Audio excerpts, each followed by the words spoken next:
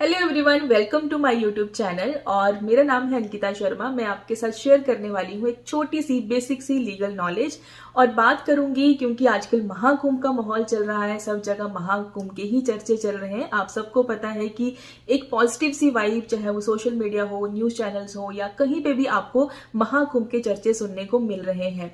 वहां आए हुए साधु संत महात्मा, उनके जो वीडियोज हैं बहुत ज्यादा वायरल हो रहे हैं। और उसी बीच में IITN बाबा जो अभय सिंह नाम से खुद को इंट्रोड्यूस कर रहे हैं, उनके वीडियोस बहुत ज्यादा वायरल हो रहे हैं। लोग उनको बहुत ज्यादा सुनना चाहते हैं, उनसे मतलब इंस्पायर हो रहे हैं बहुत सारे लोग। अब इस बीच में आपके सामने एक लीगल क्वेश्चन रखती हूँ कि अगर कोई हस्बैंड रिनाउंस कर देता है वर्ल्ड को, जैसे कि अभय सिंह अपना जो घर संसार है उसको त्याग कर आ चुके हैं। अब अभय सिंह की स्टोरी में क्या है, कोई वाइफ नहीं है, उनकी शादी नहीं हुई थी, तो वो उस वाइफ को मेंटेनेंस देने के लिए, उसका खर्चा पानी उठाने के लिए कोई वो रिस्पॉन्सिबल नहीं थे, क्योंकि वहां पे किसी वाइफ की अभी एंट्री नहीं हुई थी लाइफ में। तो वो अपने सिर्फ माँ बाप को छोड़कर, अपनी जॉब वॉब छोड़कर चले गए। अब माँ बाप है वो, उन्होंने इस चीज को एक्सेप्ट कर लिया कि चलो ठीक है, हमारा लड़का चला गया छोड़ के, तो ठीक है, उन्होंने जाने ही दिया एक तरह से उसको।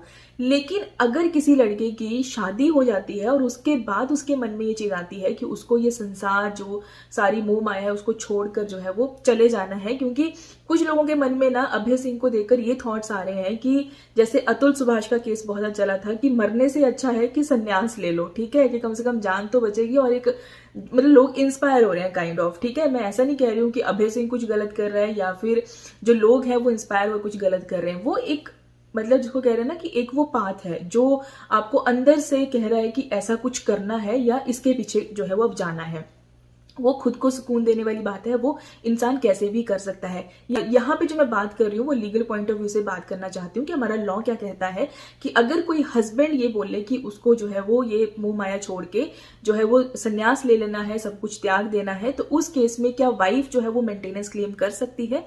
देखो, जब कोई हस्बैंड ना रिनाउंस कर देता है वर्ल्ड को या वाइफ भी रिनाउंस कर देती है वर्ल्ड को, तो वो एक डिवोर्स का ग्राउंड तो बनता है। आप उस बेसिस पे डिवोर्स तो ले सकते हो, ठीक है। अब आई मेंटेनेंस की बात, तो वाइफ मेंटेनेंस बिल्कुल क्लेम कर सकती है। मतलब जो भी हमारे पास मेंटेनेंस के प्रोविजंस हैं, चाहे वो हिंदू मैरिज एक्ट में है, CRPC में है, आप अपनी एप्लीकेशन मूव कर सकते हो। और भले ही आपका जो हस्बैंड है जो वर्ल्ड रिनाउंस कर चुका है, जो भले ही कोर्ट में अटेंड भी ना करे प्रोसीडिंग, स्टिल आप मेंटेनेंस की एप्लीकेशन जो है वो लगती है।